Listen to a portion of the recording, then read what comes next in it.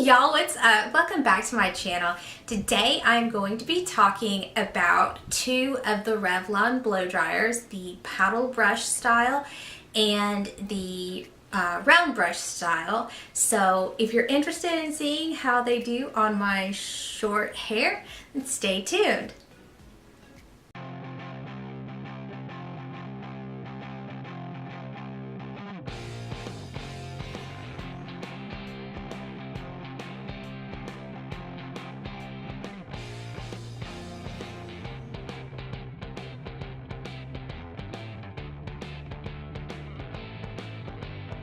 So this all began when a Facebook group that I am part of, somebody posted about the round brush from Revlon and said it was absolutely life-changing and go buy it right now. So I was intrigued. This is the Revlon Pro Collection Salon One Step Hair Dryer and Volumizer. But the one thing that I was concerned about is the person who recommended it had much longer hair than me. And looking at it, this thing is like the size of my face. So I was really afraid that it would not work for my quote unquote short hair. And then in a conversation on somebody else's Facebook page, somebody recommended this paddle brush dryer and said she uses it for hair about the same length as mine and loves it. And the paddle brush is the Revlon Pro Collection Salon One Step Hair Dryer and Styler. So the main difference is that the round brush says it's a volumizer while the paddle brush just says that it's a styler. So this one is the hair dryer and styler, and this one is the hair dryer and volumizer. So I did dry this side of my hair with the round brush and this side of my hair with the paddle brush.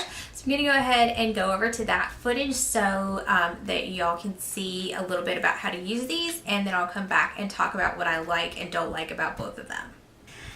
Alright, I'm coming to you from my bathroom and I'm about ready to do a side-by-side dryer demo. And all I've done was take a shower, and I used my special hair towel and using this Orlando Pita Play Atmos Shield. I'm just gonna put my hair in sections using some clips from Ulta and get right to it. So I'm gonna be speeding this up. So because yeah, I think in real time it would be boring to watch, but I have timed this before. My whole head with the paddle brush was just a little over 15 minutes. My whole head with the round brush took me just over 11 minutes.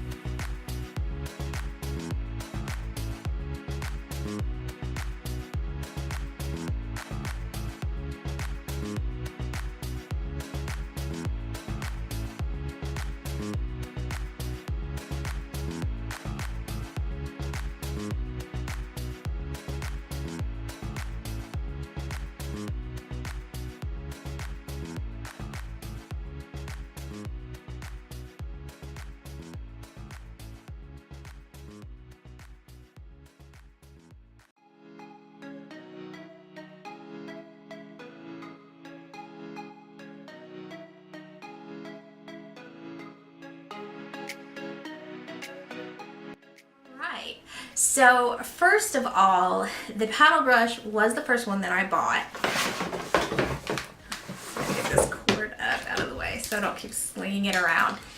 And the first time I used it, I really liked it because it cut my blow drying time down by a lot. Like, I have kind of fine hair, but I have a lot of hair. So for years I said that it was thick, until a stylist told me that actually it's not that my hair is thick, it's just that I have a ton of it. So even when my hair is this length, I just have a lot of hair on my head, and it does like to flip out, as you can see over here.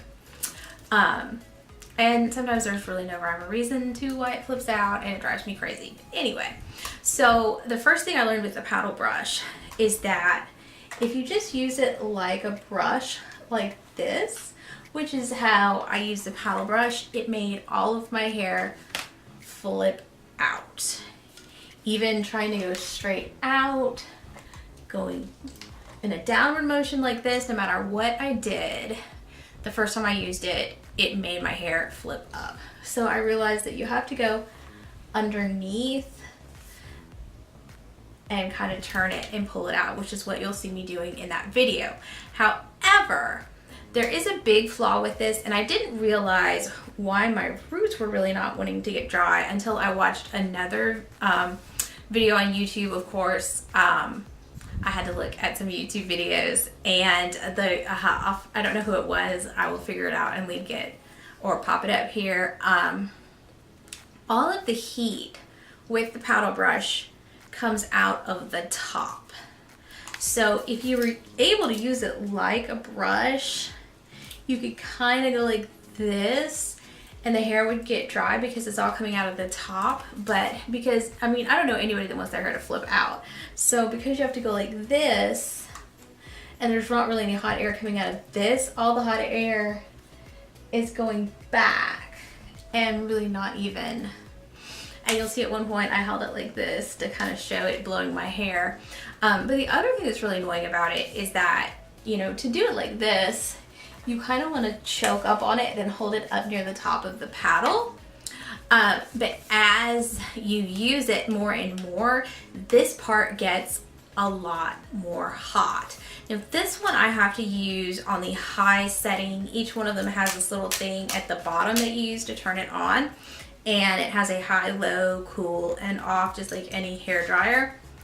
So you'll notice at one point I went, ow, because I tend to choke up on it, and as it gets hot, it'll actually burn your hand a little bit. So overall, after I'd used this 2 or 3 times, I was like, you know, it was only $35.99 as opposed to this one that's $59.99. But I just didn't feel like it was worth it to keep this one. One of the things that I will say that is an issue with both of these, in my opinion, is that it's really difficult when you're using it. If you're one of those people that likes to give it like a cool shot to hold in the style, which clearly I should have done here, you have to like turn it, and you have to know which way to turn it to. Like, it's the first setting, which on this paddle brush is a lot more higher, what's the word I want? The air blowing out of it is more high than low. And that's true on the round brush as well. So it's kind of difficult. Like, I wish they had put a button like I'm used to on a hair dryer on both of these, so that you could, you know, you could have it going and then you could do your cool shot, you know, as opposed to having to go down to the bottom and try to turn it the right way. So like I said, after I used it for 2 or 3 times, I decided to go ahead and upgrade to the paddle brush and just see how it did. I did look for a couple of short hair YouTube videos, but what I could not find was anything that compared the paddle brush and the round brush, which is why I decided to make this video. I found several videos comparing them both with people with shorter length or longer hair, and there's just no way to know if that's going to work with shorter hair. So the round brush, first of all, it was not as big as it looked in pictures. I mean, it still looks like the size of my face, but it just doesn't feel as big when you actually have it. And in addition to having the little plastic bristles that are exactly the same as the paddle brush, the round brush also has the boar hair bristles, so it gets more pieces of your hair. And the best thing about this is that it has this top piece that stays cool, so you can hold it like this and turn it, and all the heat's not coming out of the top like with the paddle brush. So this one, the heat actually comes out from the inside of the brush, so that when you're doing your roots, you know, they're actually getting dry, as opposed to the paddle brush, where when you're trying to do your roots, everything is going out the back.